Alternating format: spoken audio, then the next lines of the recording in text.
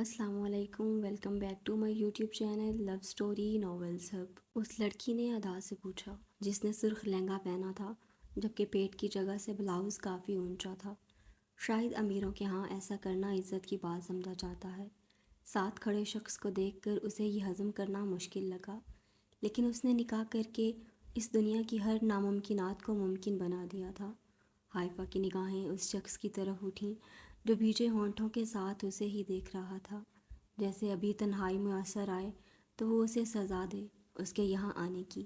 سفیر شاہ دور کھڑا اپنے بھائی کی بند مٹھیوں اور ماتھے پر انگنت بلوں کو دیکھتا اس لڑکی پر ترس کھا گیا۔ دوست نہیں ہوں میں ان کی، بلکہ میں ان کی کچھ نہیں لگتی، ایک عام جرنلسٹ ہوں، بس انہوں نے بلایا تو میں خود کو روک نہیں پائی۔ آخر ہر چینل بہزاد شاہ کی شادی کی خبر کو سب سے پہلے لائیو اور چھاپنا چاہے گا۔ وہ ٹھنڈے لہجے میں مصنوعی چمک رکھتی بولی، ویسے کافی اچھی لگ رہی ہو، بہزاد شاہ کی چوائس کو ماننا پڑے گا، اپنی ٹکر کے لوگ ڈھونڈتے ہیں یہ۔ وہ ایک اور بار اس پر کر گئی۔ بہزاد شاہ کو وہ خود سے زیادہ جانتی تھی کہ وہ اس وقت اسے آنکھوں سے اس منظر سے ہٹنے کا کہہ رہا ہے، اسے ڈرا رہا ہے، وارن کر رہا ہے کہ حائفہ بہزاد شاہ جاؤ، لیکن اب اسے کہاں فرق پڑتا تھا کہ بہزاد شاہ کیا چاہتا اور کیا کہتا ہے۔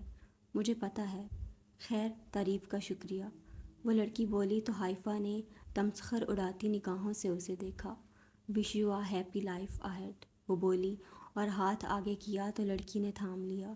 وہ بہزاد کو دیکھنے لگی۔ شاہ صاحب برا مت منائیے گا، ہم مڈل کلاس لوگ غیر مردوں اور انجان لوگوں سے ہاتھ نہیں ملایا کرتے، وہ کہتی اس کے دھواں دھواں ہوتے چہرے کو نظر انداز کرتی مڑی اور اسٹیج سے نیچے اتر گئی۔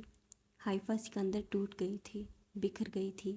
کاش سائنس مزید ترقی کرتی اور لوگوں کے دل میں اٹھتے درد کی پیمائش کر سکتی۔ دل میں اٹھتے درد کو کوئی محسوس نہیں کر سکتا، کوئی اس کی پیمائش نہیں کر سکتا۔ سچ میں وہ مڈل کلاس سے تعلق رکھنے والی عام لڑکی تھی۔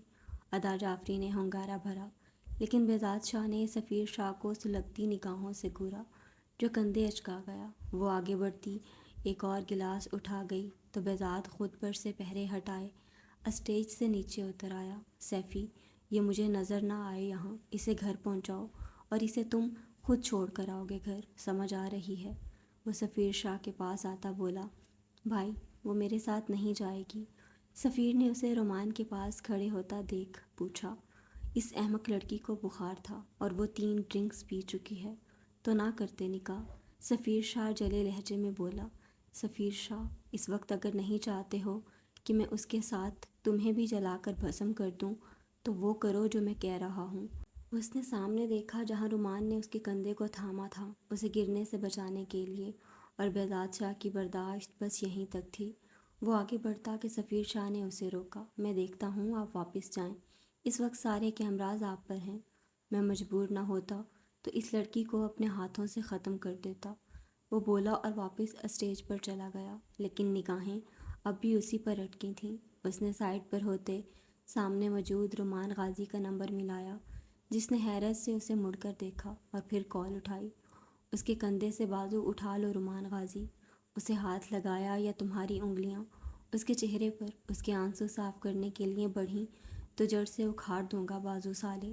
وہ اتنی وحشت سے دھاڑا کہ رومان نے فوراً اپنا بازو حائفہ سکندر سے دور کیا جیسے کرنٹ لگا ہو۔ بہزاد شاہ اس کی پشت کو دیکھتا رہا جب تک وہ چلی نہ گئی۔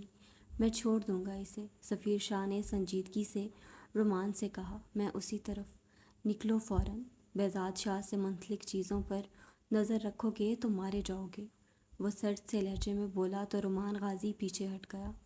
سفیر شاہ نے بہزاد کی چادر حائفہ سکندر کے گرد اوڑھی اور اسے گاڑی میں بٹھاتے گھوم کر دوسری طرف آ کر بیٹھا۔ آپ کی امانت میرے پاس ہے، وہ میسیج سینڈ کر کے پرسکون ہو گیا۔ گھر ہی چھوڑو گے نا؟ تم دونوں بھائی دھوکے باز ہو، کسی کو تم پر بھروسہ نہیں کرنا چاہیے، وہ چکراتے سر کے ساتھ بولی۔ نشہ زیادہ نہ تھا، وہ کچھ دیر میں ہوش و حواس میں بولی۔ خاموش رہیں۔ کیوں خاموش رہوں میں؟ یہ روب تم بھائی کہیں اور دکھانا۔ ویسے ایک بات بتاؤ، سفیر شاہ نے اس لڑکی کو دیکھا۔ کیا حال ہو گیا تھا اس لڑکی کا؟ اس سے ثابت ہوتا تھا کہ بہزاد شاہ اس لڑکی کے لیے کیا معنی رکھتا ہے جو آج وہ سب برداشت نہ کر پائی تھی۔ سفیر شاہ نے دیکھا آج اس نے حجاب بھی نہیں کیا تھا۔ اسے ترس آیا، نہ جانے بھائی تمہارے ساتھ کیا کریں۔ وہ سوچ کر رہ گیا، اپنے بھائی کے غصے اور خوف سے تو وہ خود بھی خائف تھا۔ کیا تم بھی کسی مڈل کلاس لڑکی سے محبت کا ڈھونگ کرتے شادی کسی امیر خاندان کی لڑکی سے کر لو گے؟ وہ بولی تو سفیر شاہ کے ذہن میں اس کا عکس گھوما۔ وہ گہرا سانس بھر گیا۔ بھائی، کیا میں اسے ہاتھ لگا سکتا ہوں؟ اس نے کال کرتے اسپیکر پر ڈالا۔ مخالف سمت کھانا کھل چکا تھا، اس لیے بہزاد اسٹیج سے اتر گیا تھا۔ کیا بکواس ہے، ہوش میں ہو؟ تمہارا بھائی کبھی بھی خوش نہیں رہے گا، اور اسے بتا دینا کہ حائفہ سکندر اس سے کتنی نفرت کرے گی اب سے۔ اس سے اچھا تو رومان۔ اجازت ہے تمہیں شاہ، بہزاد نے کہتے کال کاٹ دی۔ وہ ضبط کے کن مراحل پر تھا، سفیر شاہ جان گیا، نہیں تو سامنے موجود لڑکی کو ہاتھ لگانا تو دور، کوئی دیکھ بھی نہیں سکتا تھا۔ اس نے جھکتے اس لڑکی کی مخصوص رگ دبائی تو وہ بے ہوش ہو گئی۔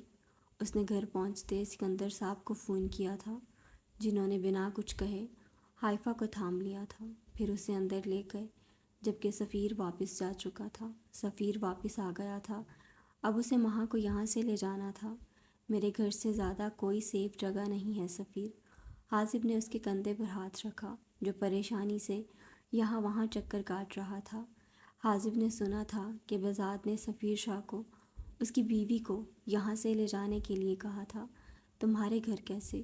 کیوں نہیں، امی ہیں نا، اور میرے گھر کا پتہ کہیں بھی نہیں دیا گیا، ہر طرف کیمراز ہیں اور وہ سوسائٹی محفوظ ہے، ٹھیک ہے؟ سفیر شاہ مان گیا، کیونکہ اسے نہ صرف مہا کو یہاں سے نکالنا تھا بلکہ اشر فیض سے دور رکھنا تھا، جو پاگلوں کی طرح اس فون کال کے بعد اس کی لوکیشن ٹریس کرتا اس کے باہر نکلنے کے انتظار میں تھا۔ میں ایڈریس بھیجتا ہوں، امی کو بھی بتا دیتا ہوں، ٹھیک ہے؟ لیکن میرے گارڈز وہاں موجود رہیں گے۔ سفیر حازب مرزا نے کچھ کہنا چاہا۔ اپنی بیوی کے ساتھ میں تمہاری امی کی بھی حفاظت، وہ سیو ہیں، یقین کرو۔ نو مور آرگیومنٹس حازب، ایڈریس بھیج دو، سفیر کہہ کر جا چکا تھا۔ حازب نے سب سکینہ بیگم کو بتا دیا تھا۔ اپنا سامان سمیٹو مہا، وہ تیزی سے کمرے میں آتا بولا، جو پہلے ہی بے حد پریشان تھی بہزاد کے نکاح کا سن کر۔ حائفہ بھی فون نہیں اٹھا رہی تھی، اور سفیر شاہ نے اسے باہر نہیں نکلنے دیا تھا، اور اب اچانک کیوں؟ جلدی کرو، مہمان آنے سے پہلے تمہیں نکلنا ہے یہاں سے۔ لیکن کیوں؟ میں نہیں جاؤں گی، مہا روتے بولی تھی، اس کا دل تیزی سے دھڑک رہا تھا۔ سفیر شاہ نے اسے روتے دیکھ خود بیگ تیار کیا تھا اس کا۔ کھانا کھایا تھا؟ مجھے نہیں جانا شاہ، پلیز۔ مہا بحث نہیں کرو، مجھے بتاؤ، کھانا کھایا تھا؟ بھوک لگی ہے؟ وہ اس کے پاس آتا بولا۔ مہا نے اس کے سینے پر سر رکھتے ہچکیوں سے رونا شروع کیا۔ شاہ، آپ مجھے چھوڑ رہے ہیں نا؟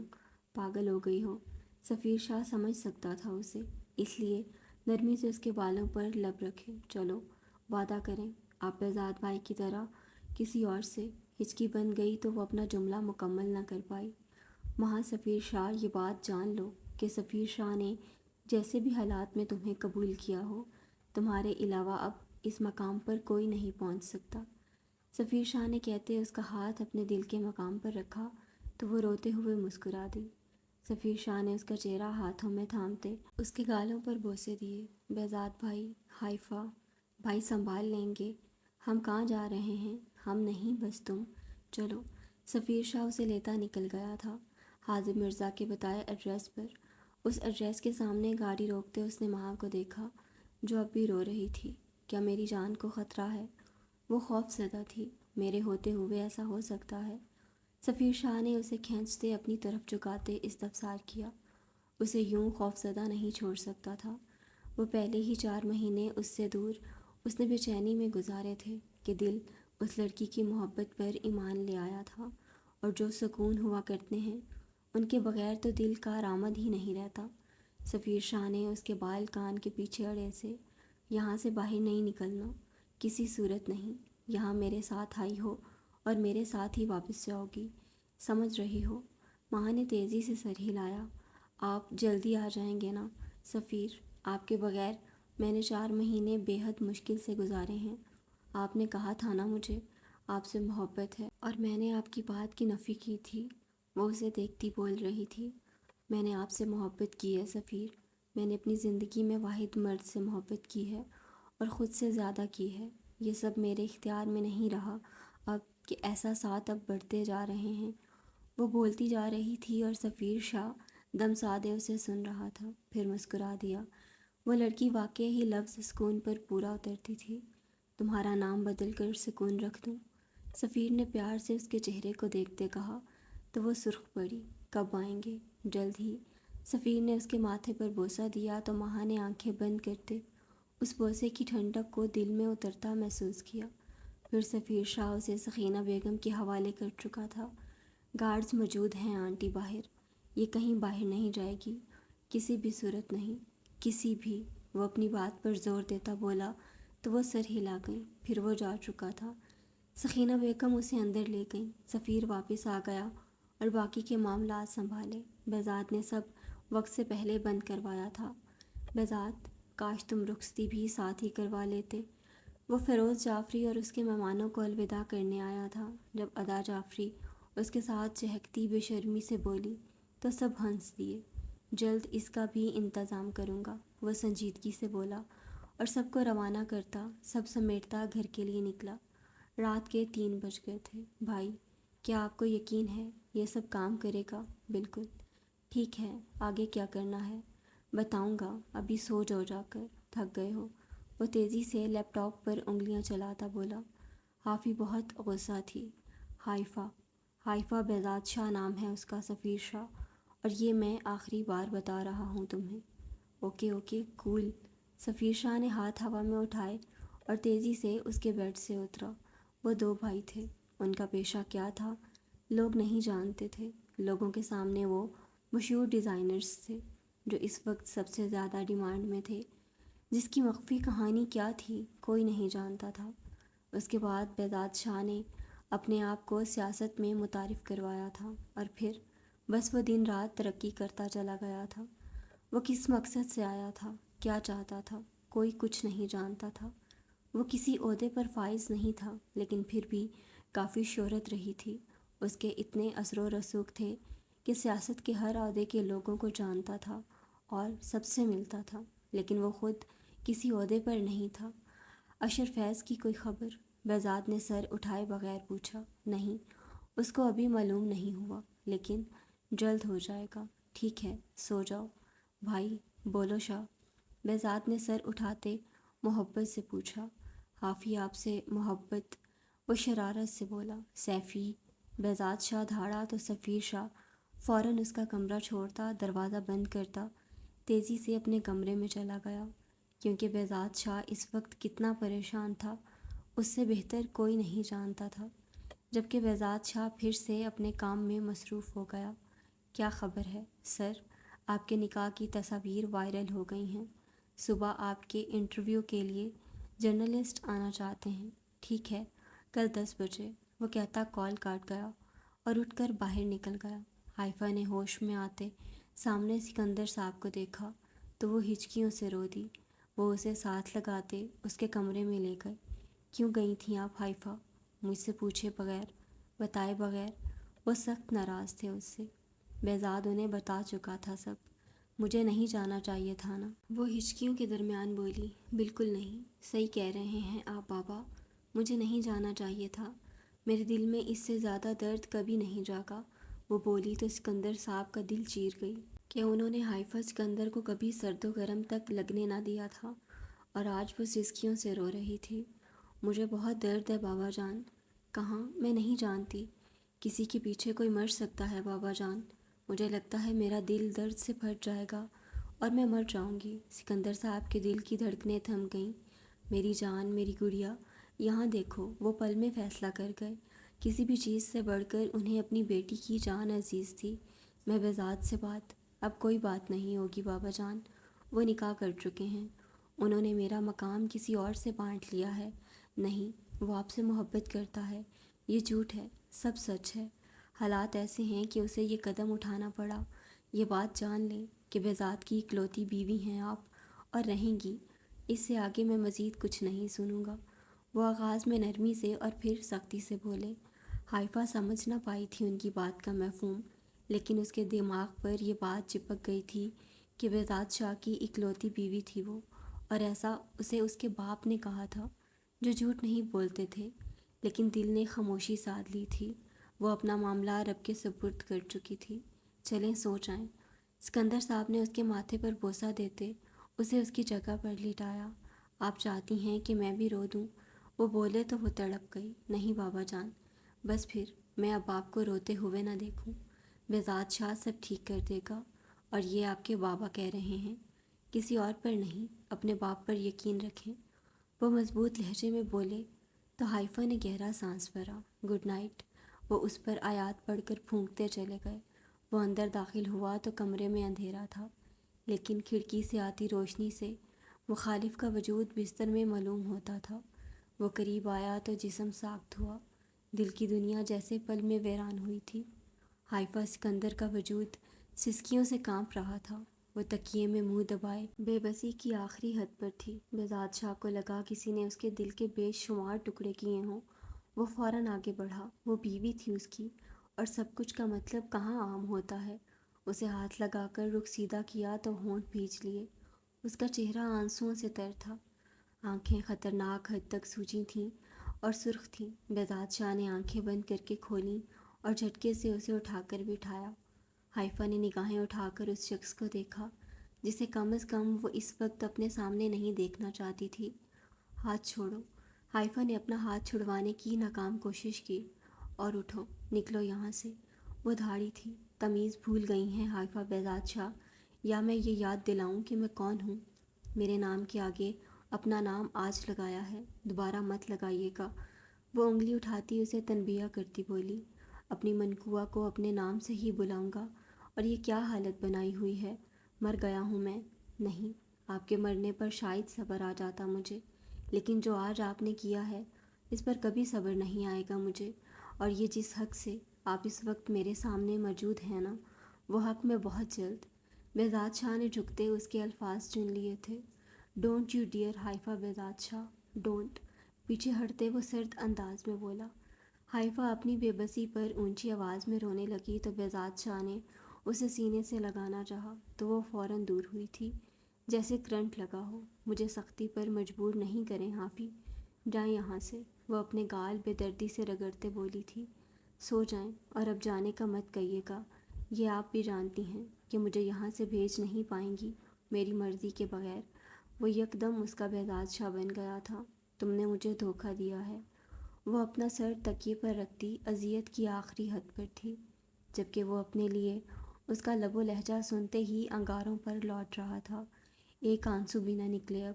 یہ جو آپ نے اپنا حال کیا ہے نا، اس کا بدلہ تو سود سمیت لوں گا میں۔ وہ اس کے بالوں میں ہاتھ چلاتا اس کے ساتھ نیم دراز ہوا۔ آپ پلیز جائیں۔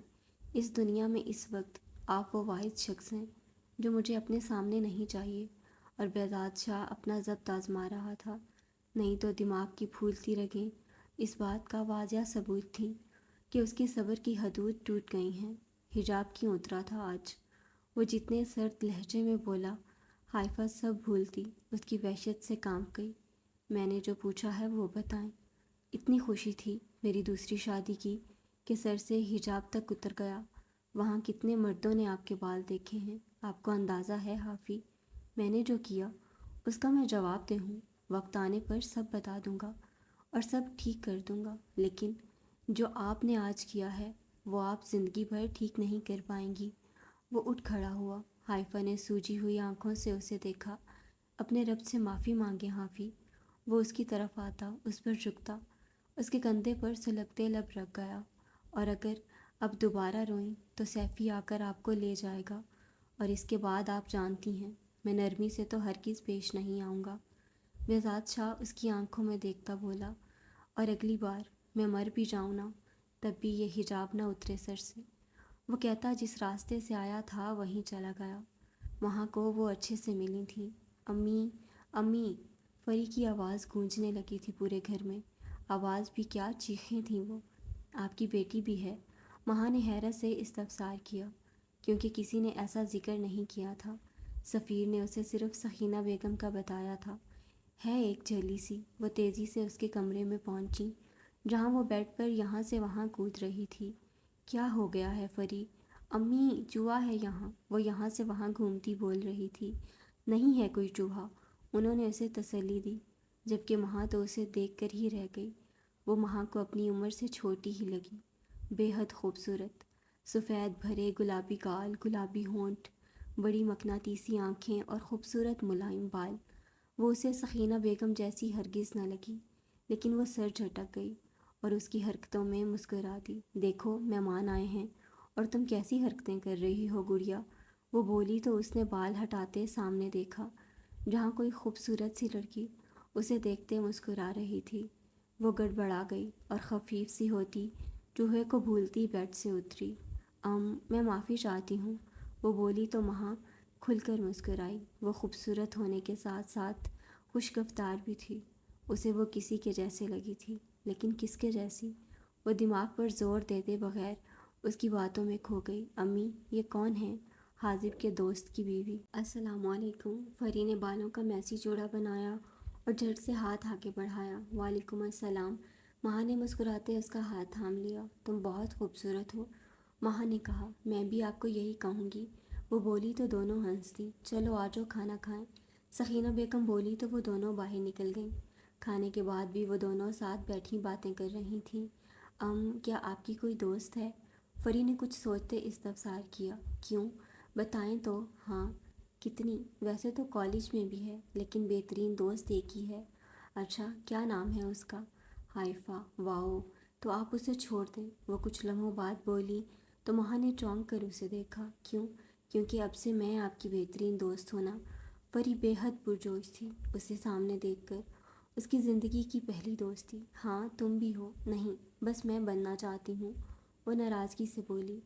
مہا اس کی ایک ہی دن میں بلکہ کچھ ہی گھنٹوں میں خود سے اٹیچمنٹ اور پوزیسونیس دیکھتے حیران تھی۔ تو ایسا کریں گے، حائفہ کی دوستی تمہارے ساتھ کروا دیں گے، پھر ہم تینوں دوستیں بن جائیں گی۔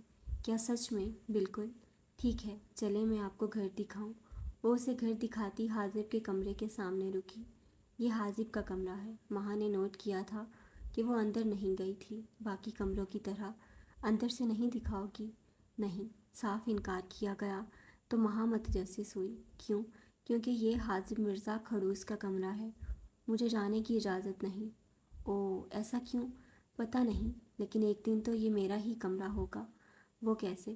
ایسے میری دوست کہ میں حاذب سے شادی کر لوں گی نا، اس نے حاذب کی لگی تصویر کی طرف اشارہ کرتے کہا۔ یہ تو تم سے بڑے لگ رہے ہیں، مہا نے حیرت سے اس عام سے شخص کو دیکھتے کہا۔ تو کیا ہوا؟ وہ ناراض ہوئی تھی۔ نہیں، کچھ نہیں، برا نہیں مناؤ، پیارے ہیں نا حاذب؟ مجھے حاذب بے حد پسند ہیں، مجھے بہت پیارے لگتے ہیں وہ۔ اور وہ شروع ہو چکی تھی حاذب مرزا کی ذات کے بارے میں بات کرنے، جبکہ مہا بس مسکرا رہی تھی۔ سچے دل سے اس لڑکی کی بہلانہ محبت جھلک رہی تھی اس شخص کے لیے۔ آپ کے ہسبینڈ کیسے ہیں؟ یقیناً حاذب سے پیارے نہیں ہوں گے، وہ شرارت سے بولی تو مہا مسکرا دی۔ وہ پیارے ہیں، وہ کہتی گلابی ہوئی تو فری اس کے گال کھینچ گئی۔ میرے پاس ان کی تصویر میرے فون میں ہے، میں تمہیں ان کی تصویر دکھاتی ہوں، لیکن کمرے میں پڑا ہے میرا فون۔ تو چلیں، میں آج آپ کے ساتھ سوؤں گی، وہ بولی تو مہا مسکراتی سر ہلا گئی۔ یہاں آنے سے پہلے وہ بہت پریشان تھی، لیکن فری اور سکینہ بیگم کے ملنے کے بعد ساری پریشانی جاتی رہی تھی۔ لیکن اسے ایک بات سمجھ میں نہیں آئی تھی، حاذب سکینہ بیگم کا بیٹا تھا، وہ جانتی تھی یہ بات، تو پھر فری؟ وہ سکینہ بیگم سے پوچھنے کا ارادہ کرتی کمرے میں آ گئی، جو اسے سکینہ بیگم نے ہی دیا تھا۔ مہا نے فریش ہونے کے بعد فری کو دیکھا جو اس کے بیڈ پر پرجوش سی بیٹھی تھی۔ دکھائیں بھی اب؟ مہا نے سفیر شاہ کی تصویر جو اس نے اس کی بے خبری میں اتاری تھیں وہ فری کے سامنے کی۔ بہت پیارے ہیں، یہ تو حاذب سے بھی پیارے ہیں، فری بولی تو مہا کھل کر مسکرا دی۔ مہا نے فون پکڑ لیا۔ کیا مجھے دوبارہ تصویریں دکھائیں گی فری؟ فری پریشانی سے بولی تو مہا کو عجیب لگا، لیکن فون دوبارہ اس کے ہاتھ میں تھما دیا تھا۔ فری مسلسل اس تصویر کو دیکھ رہی تھی۔ کیا ہوا؟ مہا کو وہ عجیب لگی اور اس کا سفیر شاہ کو یوں دیکھنا بھی۔ اس نے فون لینا چاہا کہ اس سے زیادہ وہ سفیر شاہ کی تصویر پر بھی کسی کی نگاہیں برداشت نہیں کر سکتی تھی۔ پری نے ہاتھ پیچھے کر لیا۔ پری، میرا فون دو، ماں نے نرمی سے کہا۔ سفیر شاہ۔ ماں کھڑی اسے دیکھ رہی تھی، جس کے چہرے کے تاثرات لمحوں میں بدل رہے تھے۔ سفیر بھائی، یہ میرے سیفی بھائی ہیں۔ اس کی نگاہ سفیر شاہ کے بازو پر گئی، جہاں وہ مخصوص نشان تھا جو بچپن میں اسی کی وجہ سے آیا تھا۔ دماغ پر زور ڈالنے سے اس کا سانس پھولنے لگا۔ کیا ہوا فری؟ وہاں کے ہاتھ پاؤں پھولے اسے اس حالت میں دیکھ۔ میرے بھائی سیفی۔ وہ گہری سانس لے رہی تھی۔ ماں باہر کو بھاگی اور سکینہ بیگم کو جگایا، جو تیزی سے آتی اسے گلے لگا گئی تھی۔ اسے پانی پلایا۔ امی، سیفی بھائی، یہ میرے سیفی بھائی ہیں نا؟ وہ مسلسل ایک ہی سوال کر رہی تھی۔ پھولے سانس سے سکینہ بیگم نے حاجب کو فون کیا، جو اٹھایا نہیں گیا تھا، لیکن تبھی گیٹ کھلنے کی آواز آئی تو وہ باہر نکلے۔ حاجب، پری، کیا ہوا امی؟ اسے سانس نہیں آ رہا صحیح، وہ بولی تو حاجب بھاگتا اس تک پہنچا تھا۔ پری، ہاں حاجب۔ اب اس کی آنکھوں سے آنسو گر رہے تھے۔ ماں ایک سائڈ پر پریشان سی کھڑی تھی۔ اسے کچھ بھی سمجھ نہیں آ رہا تھا۔ کیا وہ سفیر شاہ کی بہن تھی؟ لیکن سفیر نے تو کہا تھا وہ مر گئی تھی اس کی وجہ سے۔ حاجب نے ڈاکٹر کو بلایا۔ ماں صرف حاجب مرزا کو اس کے لیے پاگل ہوتا دیکھ رہی تھی۔ انہیں پینک اٹیک ہوا ہے، دوا دے دی ہے، اب انہیں صبح تک ہوش آ جائے گا، لیکن اس کے بعد انہیں ہسپتال ضرور چیک اپ کے لیے لائیں۔ ڈاکٹر نے انجیکشن بھی لگایا تھا، جس سے وہ غنودگی میں جا چکی تھی۔ وہ باہر نکل آئے۔ اگلی صبح وہ 3 پیس میں نکسک سا تیار کھڑا تھا، گھڑی پہنتے، خود پر پرفیوم چھڑکتے، چشمہ لگایا اور باہر نکل گیا۔ 6 فٹ قد، گرستی جسم، گندمی رنگت اور پرکشش نقوش، وہ لوگوں کو میسمرائز کر دینے والی شخصیت رکھتا تھا، اور وہ اس بات سے بخوبی واقف تھا۔ وہ باہر نکلا۔ اس کے لان میں ہی صحافی ترتیب سے بیٹھے تھے۔ وہ اپنی جگہ پر جا کر بیٹھا۔ السلام علیکم بہزاد شاہر۔ وہ بولا تو تصویریں اترنے لگیں اور صحافی اپنے سوالوں کے ساتھ تیار کھڑے ہونے لگے۔ سب اپنے سوال باری باری پوچھ رہے تھے۔ آخری سوال بہزاد کے سیکرٹری نے کہا اور وہ اس کا جواب دیتا اٹھنے لگا۔ میرے سوالات بھی رہتے ہیں ابھی مسٹر بہزاد شاہ۔ اس آواز پر وہ آنکھیں بند کر کے کھولتا ضبط کرتا مڑا۔ وہ ابھی آئی تھی شاید، اسی لیے وہ اسے پہلے نہیں دیکھ پایا تھا۔ ابھی رات ہی تو اسے سمجھا کر آیا تھا۔ آپ اندر آ جائیں شفیق صاحب، چینل کے مالک نے فون کیا تھا مجھے۔ بہزاد نے کچھ سوچتے کہا تو حائفہ سکندر نے گھور کر اسے دیکھا اور اندر بڑھ گئی، جبکہ سب جرنلسٹ اب کھانا کھانے لگے تھے، جس کا انتظام بہزاد شاہ کی طرف سے نکاح کی دعوت کے طور پر کیا گیا تھا۔ وہ اندر داخل ہوئی۔ بہزاد کے سیکرٹری نے اسے ڈرائنگ روم میں بٹھایا۔ تم نے مجھے بتایا نہیں وہ آنے والی ہے، پیسہ کس چیز کا دیتا ہوں میں تم لوگوں کو؟ وہ فون پر دھاڑا۔ اس نے حائفہ سکندر کے لیے اسی رات سے گارڈز رکھ دیے تھے، مخفی طور پر۔